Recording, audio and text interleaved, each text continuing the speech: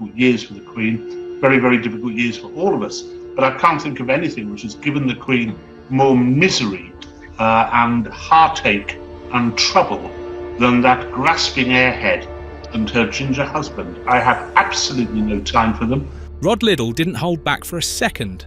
Right there, live on air, he tore into Meghan and Harry, calling them a grasping airhead and her ginger husband, leaving his co-host Karmer visibly stunned. The tension in the room was electric, with Karmer pushing back, insisting that the Queen would have wanted unity, not this kind of public shaming.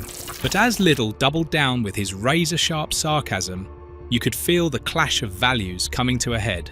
Was this the breaking point? Or would the royal family finally find a way to reconcile? Let's talk to the journalist Rod Liddle. He's been a royal sceptic for some time, but as he grew older, wiser, more mature, even more attractive, he changed a little bit. And Afi Hagen, hello, good evening to you too. Rod Liddle is a figure who's always stirred the pot with his sharp opinions and willingness to question the status quo, and his stance on the British monarchy is no exception. Starting as a journalist and columnist, Liddle has made a career out of voicing thoughts that others might hesitate to put forward. Known for his bold style and unapologetic takes, he's been a skeptic of the monarchy for years. Unlike the reverent admiration many in Britain feel towards the royal family, Liddle's relationship with the institution has always been more complex. As he's aged, his skepticism has evolved from questioning the monarchy's relevance to delivering pointed criticisms of particular royal figures, especially those he believes have compromised the dignity and purpose of the institution. And I'm sure the Queen would not approve of anyone bashing any members of her family, much loved members of her family, as she said in a statement not long ago. Liddle's views on Meghan Markle and Prince Harry encapsulate his shift from casual criticism to outright disapproval, as Meghan and Harry have gained a reputation for diverging from a royal tradition, especially with their candid interviews and lifestyle choices. Liddle has grown even more vocal. He sees Meghan, in particular, as embodying values he considers the antithesis of those upheld by the Queen. He's voiced concerns about the couple's motivations, often seeing them as self-serving rather than committed to the service expected of royals. For him, the royal family has always represented duty and continuity, values he feels Meghan and Harry threaten with their modern, media-driven approach to royalty. His outspoken disdain for what he sees as the couple's self-centered actions, including Meghan's high-profile media appearances, represents how his royal skepticism has become more personal and pointed over time. The Queen was about duty, dignity, humility, responsibility, duty and obedience. You know, I don't see any of that in that it's come close to destroying our royal family.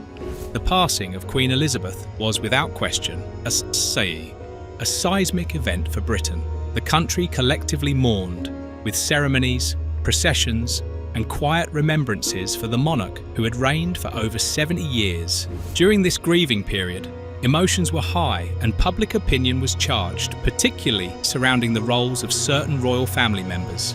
Meghan Markle and Prince Harry's presence was instantly divisive. Their recent history of stepping back from royal duties, moving to the United States, and sharing private family grievances in the media hadn't exactly endeared them to many traditionalists. For some, their appearance seemed like a show of solidarity, a unifying moment in a time of sorrow. For others, however, it felt performative, a gesture of convenience rather than a genuine reconnection with the family they'd publicly distanced themselves from. William and Harry, Meghan and Kate together, but I was so pleased to see them together. And like you guys, like you Vanessa and you Daisy, like you said, I really, really hope this is the start of a reconciliation. Liddle, like others, saw their involvement as deeply problematic. To him, Meghan and Harry's public appearances seemed to fly in the face of the values Queen Elizabeth represented: duty, stability, and a quiet respect for the role of the monarchy. For someone who had long criticised their approach, Liddle viewed their participation in royal ceremonies during this period as particularly galling. In his view, the pair's history of candid interviews and revelations about private family matters has only served to tarnish the monarchy's image. To see them now, publicly grieving, was a contradiction he couldn't ignore.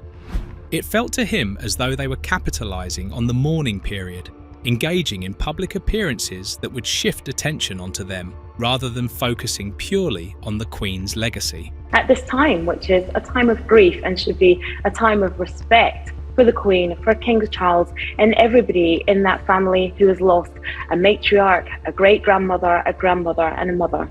Liddle's co-host Karmer took a different approach. She believed that at a time of profound loss, reconciliation, and unity were paramount. Karmer's perspective was that family grievances should be put aside, especially when mourning a matriarch who had, in her view, always emphasised compassion and unity. For Karmer, Meghan and Harry's appearance was a step toward mending family wounds, a sentiment she felt resonated with the Queen's values. To her, criticism at such a time was inappropriate, overshadowing a potential moment of healing. This clash in perspectives created a tense backdrop for the broadcast, as Liddle's skepticism collided with Karmer's hope for unity. Rod Liddle didn't mince words on air, famously calling Meghan Markle a grasping airhead and Prince Harry her ginger husband, a statement that left audiences and co-hosts reeling. His blunt, unfiltered words were delivered with an unmistakable intensity, revealing just how fed up he was with the couple's approach to royalty. For Liddle, Meghan and Harry represent a departure from the dignity, duty, and restraint that Queen Elizabeth exemplified throughout her reign. His choice of words was, as always, provocative, underscoring his view that Meghan's influence on Harry had led him astray from the values of the royal institution. To Liddle, these two embody everything he finds troubling about modern celebrity culture: self-centeredness, the prioritization of media appearances, and a disregard for the responsibilities that come with their titles.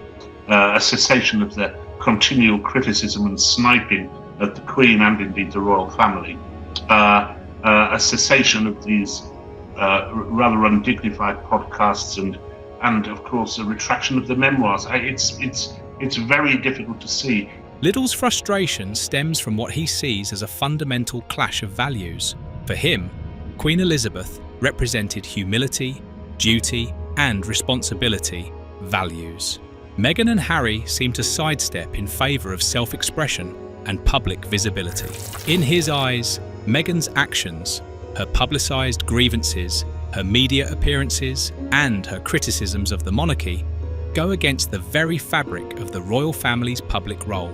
He sees Harry as a willing participant, led by Meghan into a life that prioritises individual desires over collective responsibilities. It's not just that they've left royal life, but that they've continued to speak publicly about family matters in a way Liddle sees as destructive to the institution he respects. Karmer's response to Rod Liddle's scathing criticism was a heartfelt reminder of the values she believes Queen Elizabeth held dear. For Karmer, the idea of disparaging any family members in public, especially during a period of national mourning, felt deeply inappropriate. She argued passionately that above all else, the Queen would have wanted her family to stand together during this challenging time. In Karmer's eyes, the royal family has been through enough public drama, and the time has come for them to focus on healing. She highlighted that in a period marked by grief and loss, it's essential to set aside grudges and show unity, a stance that resonated with many viewers who found her words comforting and grounding. Her viewpoint offered an alternative to Liddle's harsh judgment, framing this moment as an opportunity for the royal family to put old wounds behind them and work towards a future built on mutual respect. Want to allay the pain and want to continue in a loving relationship. You know, lots of people have said that the death of the Queen, the loss of their grandmother, will evoke in both William and Harry memories that they won't really be able to control. Karmer's perspective on reconciliation was rooted in her belief that forgiveness and unity are not just personal values, but ones the Queen would have championed. She saw Prince William's gesture of inviting Harry and Meghan to walk alongside him and Kate as a significant step toward mending fractured family ties. For her, this public show of unity was a touching moment and a powerful reminder of what the royal family represents at its best. While the media often focuses on sensational stories and scandals, Karmer emphasized that in times of loss, it's only natural to seek comfort in loved ones. She believed that even the simplest acts of togetherness, like walking and receiving flowers from the public, were gestures that would have pleased the Queen. This sentiment resonated with viewers who shared her desire to see the family come together, finding hope in the idea that reconciliation was possible. Her tone throughout the exchange was one of compassion and forgiveness, which set a powerful contrast to Liddle's blunt criticism. Karmer's words were a reminder of the value of empathy, showing that even amidst strong opinions and public scrutiny, there's room for understanding and patience. Her approach softened the atmosphere of the broadcast, and many viewers felt that her perspective brought a necessary balance to the conversation. In her compassionate tone, Karmer encouraged viewers to consider the royal family not only as symbols, but as people who, like anyone else, experience loss and might yearn for healing. Her response, steeped in empathy, helped to remind everyone watching that even royals deserve a chance to reconcile without facing harsh judgments. In response to Kramer's compassionate plea, Rod Liddle couldn't resist doubling down on his critical stance. With a sarcastic edge, he claimed to feel ashamed after listening to Karmer's thoughtful words, but his tone made it clear that he wasn't repentant. Instead, he quickly resumed his criticism of Meghan and Harry, reiterating his belief that their actions have been damaging to the monarchy. To Liddle, their public appearances during this mourning period felt insincere. He saw their participation in the royal family's public displays as hollow, especially since Meghan had reportedly planned a media appearance soon after the Queen's death. For him, this undercut any sense of genuine reconciliation and only fueled his skepticism about their motivations. Liddle expressed doubt that the brief reunion between the two brothers and their wives was anything more than a temporary show. He speculated that this moment of unity would last only until Meghan's next high-profile media appearance. In his eyes, the couple's relationship with the royal family was filled with too much conflict for any genuine reconciliation to take place. His comments revealed a belief that this family tension could only ease if both parties, especially Meghan and Harry, truly wanted to mend things without external influences. Liddle's skepticism went deeper than personal distaste. He saw their actions as part of a larger trend of choosing personal fame and attention over familial loyalty and tradition.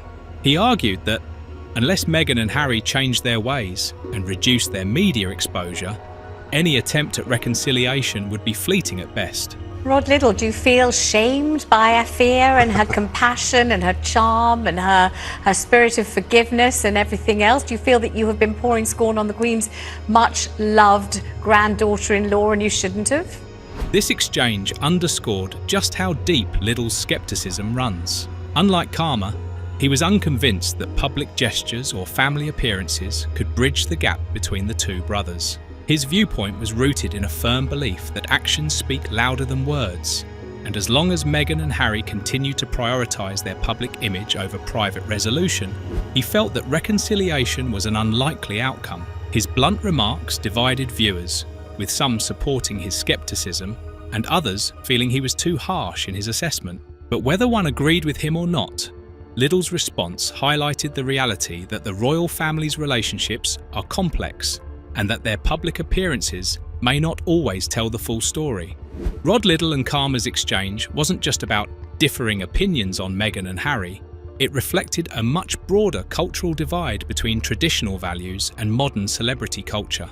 On one side, Liddle represented a view that places importance on the old-fashioned sense of duty, restraint, and loyalty. He believed that the royal family's role is to embody values that rise above the influence of popular culture, focusing on service and stability. Queen Elizabeth was, in many ways, the epitome of this traditional outlook. Her sense of duty and unwavering commitment to her role defined her reign, making her a symbol of continuity in a rapidly changing world. Liddle's criticism of Meghan and Harry came from a feeling that their approach undermines this legacy. To him, their public criticisms and media ventures represent a shift towards self-promotion that clashes with the humility and dedication traditionally associated with the monarchy.